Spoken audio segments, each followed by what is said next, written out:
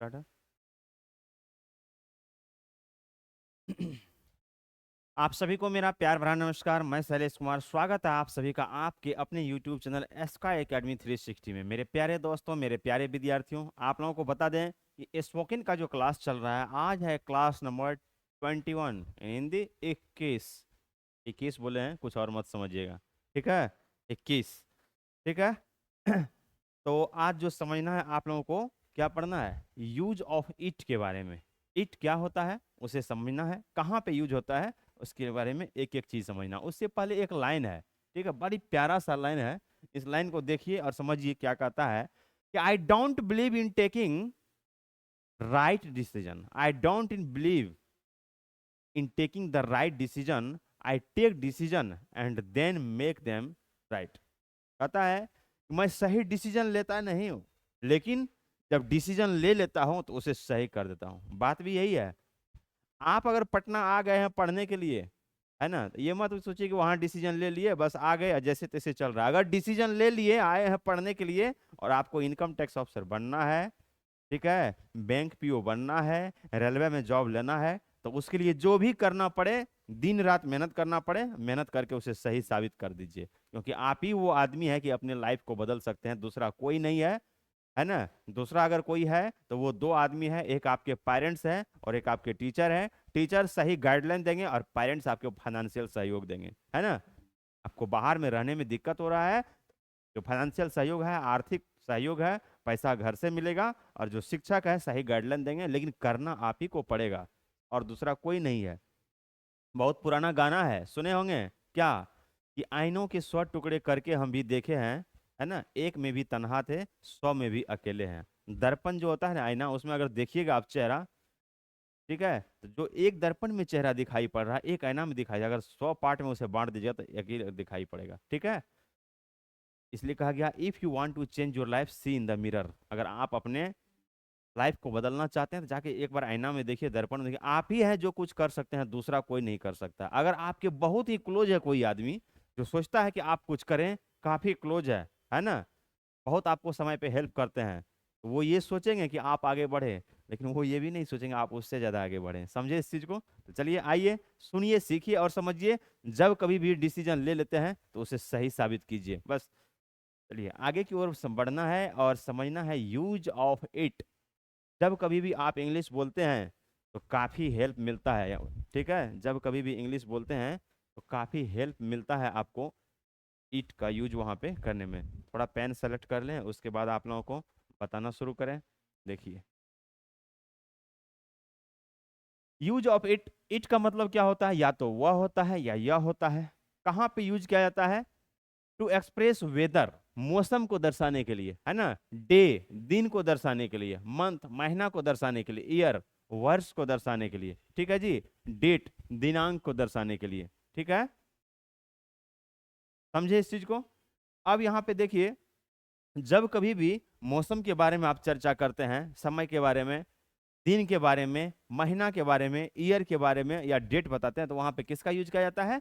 It का use किया जाता है। आइए स्ट्रक्चर को देखिए, स्ट्रक्चर क्या है, ईट आएगा, उसके बाद क्या आएगा यहाँ पे, प्लस वर्ब आएगा, ठीक है, उसके बाद या तो नाउन आएगा, फिर कोई अदर वर्ड आता है जो कि सेंटेंस में रिमाइनिंग वर्ड आता है। अब यहाँ पे देखिए, बोलते हैं कि आज सोमवार है, आज सोमवार है, आप इंग्लिश में कैसे बोलिएगा?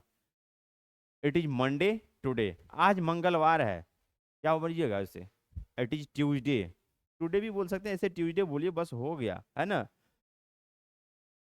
अब सुबह है, इट इज मॉर्निंग नाउ, या अभी सुबह है, ऐसे भी बोल सकते हैं। इट इज 12 जुलाई टुडे, आज 12 जुलाई है, आज 12 जुलाई है नहीं, हम आपको बता रहे हैं, ठीक है। तो जब कभी भी आप क्या करते हैं, किसी दिन के बारे में दर्शाते हैं, समय के बारे में दर्शाते हैं, ठीक है, मंथ के बारे में दर्शाते हैं, ठीक है, कोई भी मॉर्निंग हो, इवनिंग हो, दोपहर हो, इस समय के बारे में दर्शाते हैं, मौसम के बारे में दर्शाते हैं कि गर्मी है, ठंडा है, वर्षा है, तो वहां पे किसका यूज किया जाता है? इट का यूज किया जाता है। अभी आगे भी पढ़िएगा, छोटे छोटे बच्चों को दर्शाने के लिए, छोटे पक्षी को दर्शाने के लिए, छोटे जानवर को दर्शाने के लिए भी इट का यूज किया जाता है। तो अब देखिए पहला सेंटेंस यहाँ से देख लीजिए, क्या है? इट इज मंडे टुडे, आज सोमवार है। यहाँ पे क्या आया है? इट आया है, और इट के बाद क्या आएगा? वर्ब आएगा। उसके बाद यहाँ मंडे का मतलब क्या होता है? सोमवार, ठीक है, तो दिन के बारे में बताया गया है। उसके बाद क्या है? It is morning, it is morning now, क्या है, समय को दर्शाया गया है, जो सुबह और शाम का जो समय होता है उसे इट का यूज किया गया है सब्जेक्ट के रूप में, और यहाँ पे क्या है, इज का यूज हुआ है। नेक्स्ट क्या है, it is 12 July today, it का यूज हुआ है। फिर यहाँ पे इज आया है वर्ब, ये क्या है, मंथ का नाम दिया हुआ है, आज 12 जुलाई है। उसके बाद देखिए फिर है क्या, it was a very cold yesterday, जो बीता हुआ समय है, जो कल का जो समय था उसमें काफी ठंड था, सर्दी थी, ठीक है जी। तो फिर है इट के साथ क्या है, वाज का यूज किया गया है, ठीक है। अब क्योंकि बीते हुए समय के बारे में बताया जा रहा है इसलिए वाज का यूज किया गया है। उसके बाद देखिए यहाँ पे क्या है, it is very hot today, आज बहुत गर्मी है। फिर इट के साथ यहाँ पे इज का यूज किया गया। देखिए इट के साथ इज भी होगा और वाज भी होगा। प्रेजेंट टाइम में अगर किसी चीज को बताते हैं तो इज का यूज किया जाएगा, और बीते हुए समय में है तो वाज का यूज किया जाएगा। दूसरी बात समझिए आप कि ईट है क्या, ईट एक प्रोनाउन है जो कि सेंटेंस में सब्जेक्ट के रूप में यूज किया जाता है। किसी भी सेंटेंस में सब्जेक्ट के रूप में तब यूज किया जाएगा जब आप मौसम के बारे में दर्शा रहे हैं, डे के बारे में दर्शा रहे हैं, मंथ के बारे में दर्शा रहे हैं, ईयर के बारे में दर्शा रहे हैं, दिनांक के बारे में दर्शा रहे हैं, डेट के बारे में, तो सेंटेंस में सब्जेक्ट के रूप में यूज किया जाता है। और इट क्या है, इट प्रोनाउन है, सेंटेंस में सब्जेक्ट के रूप में यूज किया जाता है। और यूज कहाँ कहाँ होता है, जब आप मौसम के बारे में दर्शाइएगा, किसी दिन के बारे में दर्शाइएगा, किसी मंथ के बारे में दर्शाइएगा, और समय के बारे में दर्शाइएगा, ठीक है। चलिए, जैसे आप अभी ये पढ़े हैं, बहुत सारा सेंटेंस आप बोल सकते हैं। जैसे बोले इट इज मॉर्निंग नाउ, अभी क्या है, सुबह है, बोल सकते हैं। इट इज इवनिंग नाउ, अभी शाम है, ठीक है। बस आपके ऊपर डिपेंड करता है, आप जो सीख रहे हैं उस पर बहुत सारा सेंटेंस बोल सकते हैं। आज मंडे है, इट इज मंडे टुडे। आज ट्यूसडे है, आज वेडनेसडे है, आज थर्सडे है, बोल सकते हैं। यहाँ पे क्या है, इट इज 12 जुलाई टुडे, है ना, आज 12 जुलाई। आप बोल सकते हैं आज 12 जून है, तो क्या बोलिएगा, इट इज 12 जून टुडे, है ना, it is 18 June today, it is 15 March today. बहुत सारा चीज बोल सकते हैं। तो आपको सीखने के लिए जरूरी नहीं है कि जो एग्जाम्पल दिया गया है बस यही एग्जाम्पल देख लिए और समझ गए, बस यही बोलना है। इस बेसिस पे, इस पे आधारित बहुत सारा सेंटेंस आप बोल सकते हैं। जहां कहीं भी जरूरत पड़े आप उसे इंप्लीमेंट कर सकते हैं, ठीक है। चलिए नेक्स्ट रूल क्या है उसे समझिए आप। देखिए क्या है, इट का यूज जो होता है to express a small animal, bird and non living thing, जो निर्जीव है उसे दर्शाने के लिए, छोटे छोटे जानवरों को दर्शाने के लिए, छोटे बच्चों को दर्शाने के लिए भी किसका यूज किया जाता है, इट का यूज किया जाता है। आप कहिएगा मेरा एक भतीजा है वो बहुत नटखट है, क्या बोलिएगा, I have a nephew. Nephew का मतलब क्या होता है, भतीजा। I have a nephew, it is very naughty, मेरा एक भतीजा है वह बहुत नटखट है ना। I have a nephew, it is very naughty. मेरे पास एक कुत्ता है वह काला है ना। छोटे जानवरों को दर्शाने के लिए भी इट का यूज किया जाता है। I have a dog, it is black, है ना। मेरे पास एक बिल्ली है वह काली है। I have a cat, it is black. मेरे पास एक गाय है वह काली है। I have a cow, it is black, है ना। आप बहुत सारा सेंटेंस बोल सकते हैं, बस थोड़ा सा प्रैक्टिस करना पड़ेगा, और प्रैक्टिस ही आदमी को परफेक्ट बनाता है, ठीक है। अब यहाँ पे देखिए, इट इज अ रेबिट, है ना, यह एक क्या है, खरगोश है। इट इज अ रेबिट, यह एक खरगोश है, ठीक है। तो क्या है, छोटे जानवरों को दर्शाने के लिए भी इट का यूज किया जाता है। यहाँ पे इट क्या है, सब्जेक्ट के रूप में यूज किया गया, और उसके बाद क्या है, इज जो है हेल्पिंग वर्ब है, आया है। नेक्स्ट क्या है कि आई हैव ए डॉग, मेरे पास एक कुत्ता है, ठीक है, और इट इज ब्लैक, वह क्या है, काला है। मेरे पास एक कुत्ता है वह काला है। आप बोलिएगा आई हैव ए पेन, मेरे पास एक कलम है ना, वह रेड है। I have a pen, it is red. Pen क्या है, नॉन लिविंग थिंग है। यहाँ पे क्या बताए, नॉन लिविंग को भी दर्शाने के लिए यूज किया जाता है ना। मेरे पास एक कार है, वह काला कलर का है या काला है, ऐसे बोलते हैं। I have a car, it is black. I have a car, it is red. I have a car, it is blue. I have a pen, it is blue. I have a car pen, it is red. बहुत सारा sentence आप बोल सकते हैं, ठीक है। Rohan has a ball, Rohan के पास एक बॉल है। इट इज रेड, रोहन के पास एक क्या है, गेंद है, और वह क्या है, लाल है। बिल्कुल छोटा छोटा सेंटेंस, और ये जो बता रहे हैं ना आपको, एकदम प्रत्येक दिन रियल लाइफ में हमेशा इंग्लिश बोलने में यूज किया जाता है। तो आप लोगों को यहाँ पे इंग्लिश बोलने के साथ साथ इंग्लिश में स्कोर करना भी बताया जाता है। कॉम्पिटेटिव इंग्लिश, स्पोकन इंग्लिश दोनों बताया जाता है। और ये क्यों हम बताना शुरू किए हैं उसका वजह अभी हम आप लोगों को बताते हैं, अभी बताते हैं। अब देखिए, इसको बताने से पहले हम आपको बता देते हैं कि हम आपको बेसिक इंग्लिश और एडवांस इंग्लिश दोनों क्यों बताते हैं। इसमें कहीं ना कहीं बिहार सरकार का लापरवाही है, इसलिए हम आपको बता रहे हैं। 10th क्लास तक इंग्लिश कंपलसरी नहीं है, वहां तक बच्चा का इंग्लिश क्या होता है, कमजोर रह जाता है। जो सीबीएसई मीडियम में चला गया उसका तो अलग बात है, जो बिहार बोर्ड से पढ़ रहा है उसका इंग्लिश कमजोर हो जाता है। अब बात यहाँ पे ये आता है कि अगर 10th करने के बाद 12th की, और 12th करने के बाद जैसे ही आप अपना करियर सेट करना चाहते हैं, कोई ना कोई गोल निर्धारित करते हैं, तो वहां पे इंग्लिश पढ़ना कंपलसरी हो जाता है। चाहे आप नीट का तैयारी कीजिएगा, मेडिकल के फील्ड में जाइएगा, एमबीबीएस आप इंडिया के किसी भी एमबीबीएस कीजिए, इंडिया के किसी भी कॉलेज में कीजिए, किसी भी स्टेट में, आपको इंग्लिश बोलना जरूरी है। आप यहाँ से आंध्रा चले जाइए, गुंटूर डिस्ट्रिक्ट में है, या तक वेस्ट बंगाल जाइए, कर्नाटक जाइए, तमिलनाडु जाइए, जो भी कॉलेज है तो वहाँ पे आपको इंग्लिश का नॉलेज रहना बहुत ही जरूरी है, क्योंकि हिंदी भाषा चलता नहीं है और बुक भी है तो इंग्लिश मीडियम में है। आप आईआईटी कीजिए, वहाँ पे पढ़ना पड़ेगा। उसके बाद तो छोड़िए, अगर आप इंजीनियरिंग मेडिकल में नहीं गए, ठीक है, तो छोटा छोटा कोर्स जो होता है मेडिकल के, चाहे B pharma, D pharma, BSc nursing कीजिए, इंग्लिश का नॉलेज रहना जरूरी है। उसके बाद देखिए, अगर आप कंपटीशन के दुनिया में आते हैं, एसएससी का तैयारी करते हैं, तो आपको इंग्लिश पढ़ना पड़ेगा, और एडवांस लेवल का इंग्लिश रहता है तो वहां पे आपको पढ़ना ही पड़ेगा। तो अचानक तो एडवांस लेवल का समझ में आएगा नहीं, इसलिए बिल्कुल बेसिक से बताया जाता है। इसलिए ये जो बताना शुरू किए हैं छोटा छोटा चीज, बेसिक क्लियर रहेगा तो एडवांस भी समझिएगा। आप बैंक पीओ का तैयारी कीजिएगा, वहां पे इंग्लिश का लेवल बहुत ही हाई रहता है, स्टैंडर्ड लेवल का इंग्लिश होता है। अभी जो है सिविल कोर्ट का एग्जाम हुआ है, फिर हाई कोर्ट का एग्जाम होता है, इसमें आपको इंग्लिश पूछा जाता है, फिर डिस्क्रिप्टिव भी पूछा जाता है, इंटरव्यू भी होता है। तो आपको ये चीज़ समझना पड़ेगा, इंग्लिश का नॉलेज रहना आपको बहुत ही जरूरी है। अगर आप नहीं पढ़ते हैं तो आने वाले समय में जो आप अपना लक्ष्य निर्धारित करते हैं किसी भी जॉब को लेकर, वहां पे परेशानी झेलना पड़ता है। और इसी को समझते हुए बेसिक इंग्लिश और एडवांस इंग्लिश दोनों पढ़ना बहुत ही जरूरी है। समझे इस चीज को। चलिए आगे, नेक्स्ट यूज जो है इट का क्या है, इट इज टाइम। देखिए कुछ कुछ सेंटेंस जो है ना, आप बोलते होंगे कि अभी समय है, या अभी पढ़ने का समय है, अभी जाने का समय है। हिंदी सेंटेंस में बोलते होंगे कि अभी पढ़ने का समय है, अभी जाने का समय है, अब सोने का समय है, अब खेलने का समय है। अगर इसी को आप इंग्लिश में कैसे बोलिएगा, इसके लिए ये इस रूल थर्ड को देखिए, जो स्ट्रक्चर है इस स्ट्रक्चर को फॉलो कीजिए, और सेंटेंस को देखिए, आपके मुंह से इंग्लिश फटाफट निकलेगा। देखिए स्ट्रक्चर क्या कहता है रूल थर्ड में, it is time, it is time to है, इट इज टाइम टू, इस चीज को देखिएगा, इसको पहले रखिएगा आप, फिर क्या है, मेन वर्ब आएगा जो कि फर्स्ट फॉर्म में आएगा, और उसके बाद देखिए ऑब्जेक्ट आ जाएगा। अब क्या है sentence, it is time to read, यह पढ़ने का समय है। देखिए कितना आसान हो गया। अभी तक आप बोलते होंगे यह पढ़ने का समय है, लेकिन आपको पता नहीं होगा कि इंग्लिश में इसे कैसे बोला जाएगा, लेकिन अभी तो आप समझ गए, यह पढ़ने का समय है, it is time to read, it is, यह जाने का समय है, it is time to go, यह खेलने का समय है, it is time to play, यह सोने का समय है, it is time to sleep, यह लिखने का समय है, it is time to read, या पढ़ाने का समय है, it is time to teach. एक स्ट्रक्चर देखें और हजार सेंटेंस इस पे बोल सकते हैं। देखिए इंग्लिश बोलना आसान है कि नहीं है, और इस टाइप का सेंटेंस आप डेली टू लाइफ में क्या है बोलते हैं कि नहीं। आप बोलिएगा ये अभी यह मंदिर जाने का समय है, it is time to go to temple, it is time to go to temple, यह स्कूल जाने का समय है, it is time to go to school, यह बाजार जाने का समय है, it is time to go to market, यह खेलने का समय है, it is time to play, है ना, यह पढ़ाने का समय है, it is time to teach, यह बगीचा जाने का समय है, it is time to go to garden, यह पार्क जाने का समय है, it is time to go to park. देखिए कितना आसान है इंग्लिश बोलना। आप हड़बड़ाते हैं क्यों, आप घबराते हैं क्यों, इंग्लिश कोई टफ थोड़े है, बहुत आसान है इंग्लिश, इज वेरी इजी, है ना। चाहे कंपटीशन के दुनिया में जाइए या स्पोकन के लाइफ में आइए, बहुत ही आसान है। और एक बार सीख लीजिए ना, 60 साल तक ही नहीं, जब तक आपका सांस रहेगा तब तक आपके मुंह से इंग्लिश निकलेगा। समझे इस चीज को। क्या है, it is time to think, यह सोचने का समय है। आप बोलते होंगे आपके साथ में कोई भी घटना होता है, कोई भी परेशानी, भगवान ने करे आपके साथ में कोई घटना हो, लेकिन कभी कोई ऐसा घटना होता है जिस पर डिसीजन लेना पड़ता है, बोलना पड़ता है, तो आप क्या बोलते हैं, अरे यह तो सोचने का समय है। क्या बोलिएगा इंग्लिश में, it is time to think, it is time to think, यह सोचने का समय है, यह डिसीजन लेने का समय है, it is time to take decision, यह डिसीजन लेने का समय है ना। देखिए कितना आसान है।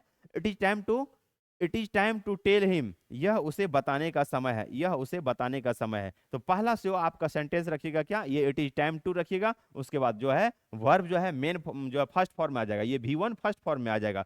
अभी बताते हैं, it is time to go, है ना, विथ सपना, यह सपना के साथ जाने का समय है, सपना के साथ जाने का समय है।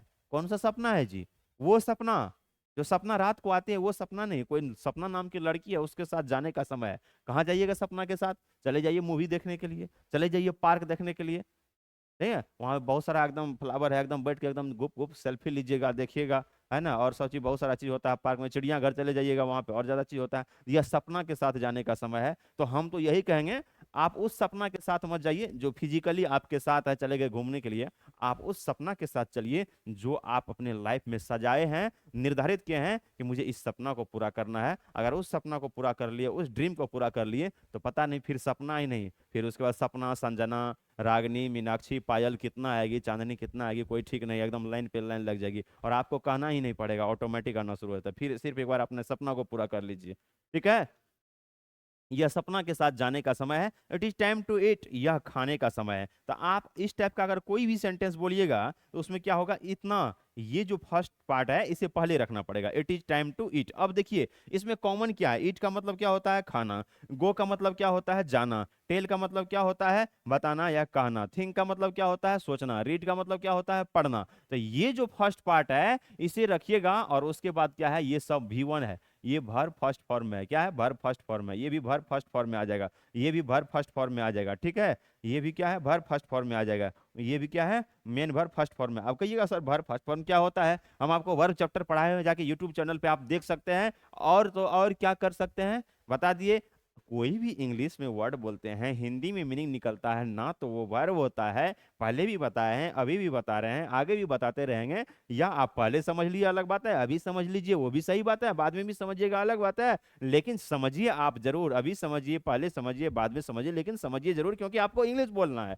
समझे, जैसे क्या, थिंक का मतलब सोचना, राइट का मतलब लिखना, स्पीक का मतलब बोलना, जंप का मतलब उछलना, है ना, रन का मतलब दौड़ना, है ना, ड्राइव का मतलब गाड़ी चलाना। इस सारा का सारा चीज आपको सीखना पड़ेगा ताकि आपके मुंह से इंग्लिश फटाफट निकले। बहुत ही आसान है, आपको घबराना नहीं है, आपको डरना नहीं है, क्योंकि हम आपके साथ है। तेरा ध्यान किधर है रे, तेरा गुरुजी इधर है, समझे।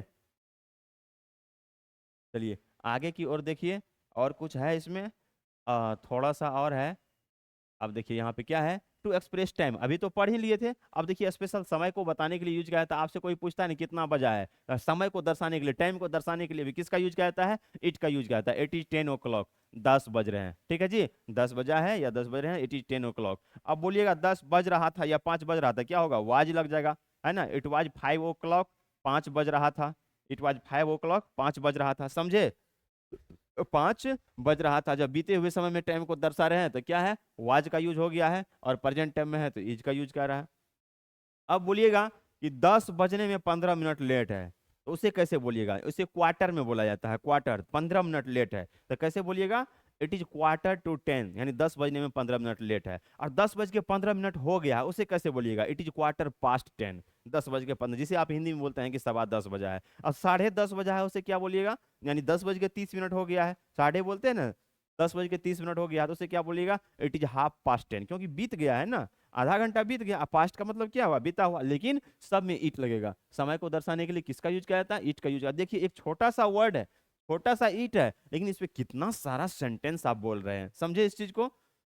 नेक्स्ट क्या है, टू एक्सप्रेस नेचुरल फेनोमेना। अब फेनोमेना का मतलब क्या होता है जानते हैं, घटना। और नेचुरल का मतलब क्या होता है, प्राकृतिक, प्राकृतिक घटना। ऐसी घटना जो हम और आप नहीं करते हैं, जो कि ऑटोमेटिक होता है, नेचुरली होता है, प्राकृतिक दृष्टिकोण से होता है, ऊपर वाले की कृपा से होती है। क्या होता है वह, नेचुरल फेनोमेना। बाढ़ आता है जी, पानी आता है, हम और आप पकड़ के लाते हैं। बारिश का मौसम आया, पानी हुआ, बढ़ गया, ऑटोमेटिक आ गया। बारिश हो रही, जब बारिश का मौसम होता है, अचानक मूसलाधार बारिश होने लगती है ना। कभी रिमझिम बारिश, टपा टप जो होते रहता है, समझे, टप टप, टपा टप नहीं, टप टप, ठीक है। तो उसे जो रिमझिम रिमझिम बारिश जो होती है उसे क्या बोलते हैं आप, इट इज ड्रिजलिंग, रिमझिम बारिश, है ना, मूसलाधार बारिश हो रही है, it is raining cats and dog, ठीक है।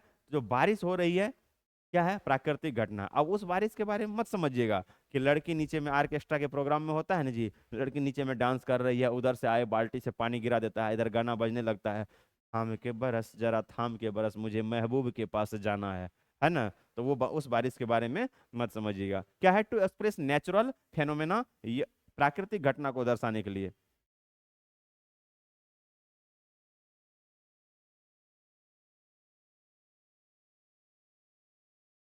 इट इज रेनिंग, बारिश हो रही है, ठीक है।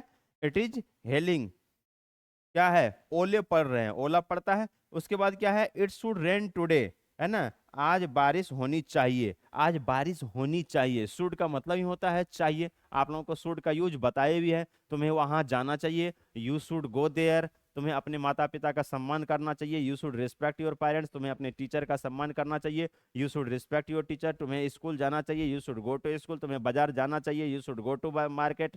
अभी देखिए इट इज का इसका यूज पढ़ाए थे ना, अभी एक चीज हम आप लोगों को बताते हैं, इस पहले इसको पूरा करने दीजिए। ठीक है, अब यहाँ पे क्या है, इट इज ड्रिजलिंग, रिमझिम बारिश हो रही है, क्या है, इट इज ड्रिजलिंग, रिमझिम बारिश हो रही है। तो क्या है, प्राकृतिक घटना को दर्शाने के लिए किसका यूज किया जाता है, इट का यूज किया जाता है। अभी हम एक चीज बता रहे हैं, ये जो बताए हैं हम आप लोगों को, इससे पहले बताए थे हम आप लोगों को शुड का यूज। आप कहिएगा कि सर इंग्लिश बोलना कठिन लगता है, क्यों कठिन लगता है, कठिन लगेगा नहीं, आसान हो जाएगा। जब शुड का यूज बताए थे तो उसमें क्या बताए थे, और ये इट इज टाइम है इसमें क्या बताए थे, देखिए अगर थोड़ा सा पता रहेगा तो आप कैसे इंग्लिश बोल सकते हैं। जब बताए थे शुड का मतलब क्या होता है, चाहिए, है ना। बोलिएगा आप, मुझे बाजार, तुम्हें बाजार जाना चाहिए, you should go to market, है ना, you should go to market. तुम्हें स्कूल जाना चाहिए, you should go to school. और तुम्हें स्कूल अवश्य जाना चाहिए, वहां पे क्या हो जाएगा, you must go to school. इससे पहले हम आप लोगों को बताए हुए थे, ठीक है जी।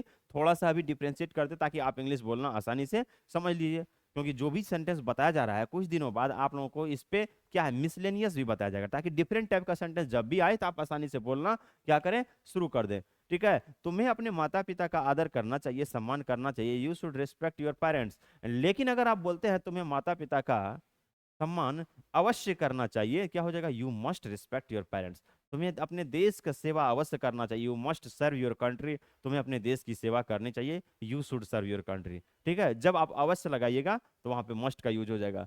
अब यहाँ पे क्या है, it is time to read, यह पढ़ने का समय है, क्या बोले हैं, it is time to read. अब क्या बोलिएगा, तुम्हें तुम्हें पढ़ना चाहिए, यू शुड रीड, तुम्हें पढ़ना चाहिए, यू शुड रीड, या पढ़ने का समय है, it is time to read. देखिए बहुत सारा चीजें आपको सीखना पड़ेगा इंग्लिश बोलने के लिए। क्या है, it is time to think, यह सोचने का समय है, it is time to think, समय के बारे में बताया, यह सोचने का समय, it is time to think. आप बोलिएगा क्या, तुम्हें सोचना चाहिए, यू शुड थिंक। आप बोलिएगा तुम्हें अवश्य सोचना चाहिए, यू मस्ट थिंक। समझ रहे हैं, पहले बताए हुए हैं। ठीक है, क्या है, it is time to tell him, यह उसे बताने का समय है, यह उसे बताने का समय है। ठीक है, उसे अवश्य बताना चाहिए, है ना, उसे जरूर सोचना चाहिए। उसके बाद क्या है, it is time to go with Sapna, यह सपना के साथ जाने का समय है। ठीक है, तुम्हें बाजार जाना चाहिए, है ना, तुम्हें उसके साथ जाना चाहिए, you should go to with him, you should go, तुम्हें जाना चाहिए किसके साथ, विथ हिम, उसके साथ जाना चाहिए। तो जब आप सीखिएगा ना छोटा छोटा चीज तो इंग्लिश बिल्कुल आसान हो जाएगा। और एडवांस इंग्लिश को समझने के लिए एसएससी का इंग्लिश है, बैंक का इंग्लिश है, सिविल कोड में पूछा जाता है, सीपीओ में पूछा जाता है, सीडीएस में पूछा जाता है, उसे समझने के लिए आपको थोड़ा सा बेसिक नॉलेज रहना जरूरी है, और बहुत ही जरूरी है। अगर ये बिल्डिंग बना है, ये बिल्डिंग एक दिन में नहीं बन गया और अचानक नहीं बन गया, इसके लिए पहले नींव लिया गया, छोटा छोटा ईटा डाला गया, रड डाला गया, सीमेंट डाला गया। उसी तरह अगर छोटा छोटा चीज सीखते हैं तो एक दिन आके बड़ा मंजिल अचीव होता है। आप एसएससी का तैयारी करते हैं, बैंक का तैयारी करते हैं, जाके उन आदमी से पूछिए जो दिन रात क्या है, जो किस चीज का, उस आदमी से पूछिए जो तैयारी क्या है, किस चीज का क्या है, खास करके यूपीएससी का तैयारी क्या है, बीपीएससी का तैयारी है, कितना ज्यादा पढ़ना पड़ता है। तो आप लोगों को भी करना पड़ेगा, दिन रात मेहनत करना पड़ेगा, उसके बाद ही जाके कुछ होगा। तो ठीक है, इसे समझ लिए क्या है, जो भी बताए हैं अभी, क्या कि उसे जाने का समय है, पढ़ने का समय है, सोने का समय है, सारा चीज बता दिए, कॉन्सेप्ट क्लियर होगा।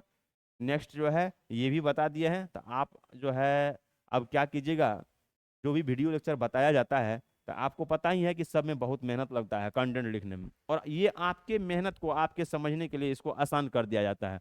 अब यहाँ पे क्या है, GK GS, English, math, reasoning, और बहुत खुशी की बात है कि अब चारों subject, math, reasoning, English, GK GS, चारों सब्जेक्ट अब अपने पास हर सब्जेक्ट का फैकल्टी भी है, और बैच शुरू होने के लिए जा रहा है 13 मई को, है ना, 13 मई को आप लोगों को बैच शुरू होने के लिए जा रहा है। फाउंडेशन बैच भी शुरू होगा, math, reasoning, English, GK GS का, और सेट भी चलेगा बिहार एसएससी का। ठीक है, तो आप लोग अगर पटना में है तो यहाँ आके जरूर पढ़िए। ठीक है, और ये मेरा एप्लीकेशन है, इस एप्लीकेशन को आप लोग डाउनलोड कर सकते हैं, स्काई एकेडमी 360। मेरा जो एड्रेस है, नियर रिमजी motel, corner of Ramna road, Naya Tola, भिगना पहाड़ी, पटना 4। इस कॉन्टैक्ट नंबर पे आप कॉल करके जानकारी ले सकते हैं। जो तैयारी होता है यहाँ पे, बीपीएससी, बिहार दरोगा, state PCS, Bihar SSC, railway, हर चीज का तैयारी कराया जाता है। समझे इस चीज को। जो वीडियो लेक्चर अभी बताए हैं वो तो स्पोकन का था। ठीक है, अगर अच्छा लगा तो चैनल को लाइक, शेयर और सब्सक्राइब जरूर कर दीजिएगा। कहा गया है, हम बने तुम बने एक दूजे के लिए, unity is the strength of human life, एकता में बल होता है। अगर हम आपके लिए इतना मेहनत करते हैं, है ना, हम आपके लिए इतना मेहनत करते हैं, थोड़ा सा आप भी मेरे लिए कर दीजिए। हम इतना सारा चीज़ करते हैं। वीडियो लेक्चर को देख लीजिएगा, चैनल को क्या कर दीजिएगा, सब्सक्राइब कर दीजिएगा। और नीचे में एक शेयर का बटन है, शेयर कर दीजिएगा, चाहे फेसबुक पे शेयर कर दीजिए या व्हाट्सएप ग्रुप में डाल दीजिए। हर किसी को सीखने का मौका मिलेगा। इंग्लिश एक ऐसा चीज़ है, अभी भी ज़रूरी है, पहले भी ज़रूरी था और आने वाले समय में और ज़्यादा ज़रूरत होने वाला है। अगर आपके पास में इंग्लिश का नॉलेज है, थोड़ा कंप्यूटर का नॉलेज है, तो आप अगर कंपटीशन का तैयारी अगर नहीं भी कर रहे हैं तो कहीं आपको लेबर का काम नहीं करना पड़ेगा, कहीं ऑफिस में बैठ के आप काम कर लीजिएगा। ठीक है जी, समझे इस चीज़ को। Thank you for watching this video lecture. हंसते रहिए, मुस्कुराते रहिए, फिर मिलते हैं नेक्स्ट क्लास में। Have a nice day, bye bye.